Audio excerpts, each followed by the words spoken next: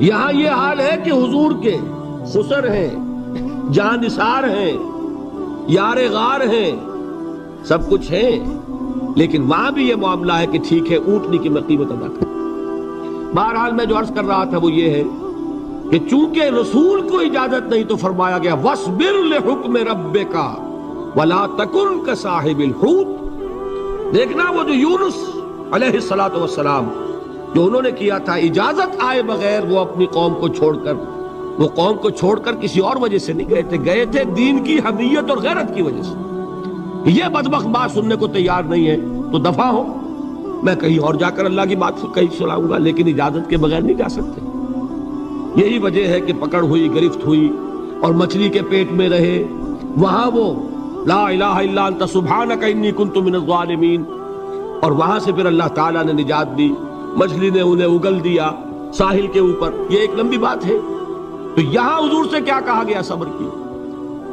اب دیکھیے ایک بات عجیب ہے، یہ ربط اپنے ذہن میں رکھیے، اللہ تو صبر کی تلقین کر رہا ہے اپنے رسول کو، اور رسول یہی تلقین کر رہے ہیں اپنے صحابہ کو، صبر کرو، جھیلو، برداشت کرو، ہاتھ مت اٹھانا، کوئی جوابی کارروائی نہیں ہوگی، بلکہ اپنے اوپر جھیلو جو کچھ جھیلنا ہے، ڈٹے رہو، پیچھے مت ہٹنا، یہ صبر ہے، لیکن ہاتھ اٹھانے کی اجازت نہیں۔ چنانچہ اب ذرا چشم تصور سے دیکھیے، ابو جہل اس نے جو بدترین روش اختیار کی، وہ ایک خاندان تھا حضرت یاسر، ان کی اہلیہ حضرت سمیہ، اور ان کے فرزند حضرت عمار رضی اللہ تعالی عنہم۔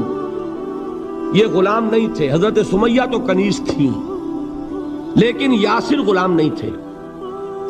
ان کی کہانی یہ ہے، واقعہ یہ ہے کہ یہ بہت نیک آدمی تھے یاسر، یمن کے باشندے۔ انہیں کو خواب میں بشارت ہوئی کہ نبی کا ظہور ہونے والا ہے مکے میں، جاؤ، شاید ان کے قدموں تک پہنچ جاؤ۔ جیسے حضرت سلمان فارسی کی بات میں نے آپ کو بتائی، وہ تو خواب کی بشارت نہیں تھی، وہ ان کے غور و فکر کا معاملہ تھا۔ انہوں نے وہ جو آگ کی پوجا پاٹ ہے اس کو چھوڑا اور سفر کیا، اور پھر انہیں خبر دی ایک راہب نے کہ کھجوروں کی سرزمین میں آخری نبی کا ظہور ہونے والا ہے، جاؤ، شاید قسمت یابی کرے۔ انہیں خواب آیا تھا، یہ یمن سے ترک وطن کر کے مکے آ گئے۔ ابو جہل کا ایک چچا تھا، بہت شریف النفس انسان، اس کے ساتھ معاہدہ کیا حلیف بن کر، اور وہ مکے میں رہنے لگے۔ اس لیے کہ یہ نوٹ کر لیجئے، مکہ اس وقت ایک قبیلے کا شہر تھا، صرف قریش، یا قرشی رہ سکتا تھا وہاں یا قرشی کا حلیف۔ اگر کسی کے ساتھ اس کی، جیسے آپ کو معلوم ہے یہاں کاروبار وغیرہ کرنے میں سعودی عرب میں شراکت جو ہے وہ کسی لوکل سعودی کے ساتھ ہوگی تو آپ کر سکتے، وہ کفیل ہے، ورنہ آپ کچھ نہیں کر سکتے۔ اسی طرح کی بات وہاں تھی کہ اگر تو کسی قرشی نے آپ کو امان دی ہوئی ہے تو آپ رہ سکتے ہیں مکے میں، ورنہ نہیں۔ یا تیسرے قرشی کا غلام تو ملکیت ہی ہے اس کی، جیسے بھیڑ بکری ہے کسی قرشی کی، اسی طرح اس کے غلام ہے۔ یہ تین کیٹیگریز تھی انسانوں کی مکے میں۔ اسی کو نوٹ کیجئے کہ جو بیچارے غلام تھے وہ سب سے زیادہ ستائے گئے، اس لیے کہ غلاموں کے تو حقوق ہی کوئی نہیں تھے۔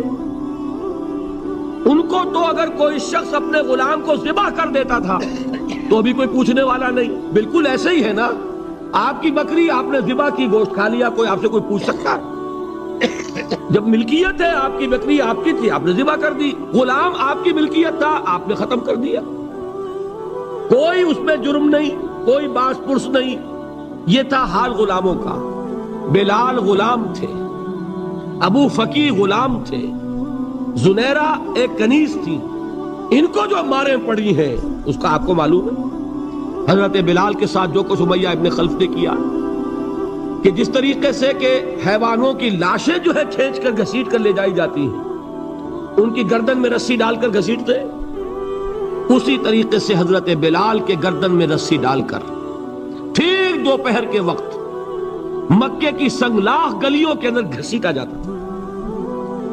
نیچے زمین جل رہی ہے توے کی طرح، اور ویسا بھی ہوتا تھا کہ چت لٹا دیا، اوپر سے وہ آگ مکے کا کہ سورج جو ہے ذرا نوٹ کیجئے، آگ برسا رہا، نیچے زمین توے کی طرح جل رہی، اور ایک بھاری سل بھی لا کر جو ہے سر پر رکھ دی، چھاتی پر رکھ دی گئی ہے کہ آواز نہیں نکل رہی، جھاگ نکل رہے منہ سے، لیکن اس حال میں بھی احد احد احد، ایک ایک اللہ، قل هو اللہ احد، الفاظ نکلے۔ یہ ہے وہ صبر، یہ ہے وہ صبر، صبر علی الابتلاء، صبر علی الایذاء، یہ ابتلاء اور ایذاء پر صبر ہے، جھیلو برداشت کرو، اس توحید پر قائم رہو، محمد کی رسالت کے اقرار کرتے رہو صلی اللہ علیہ وسلم، لیکن ہاتھ نہیں اٹھانا۔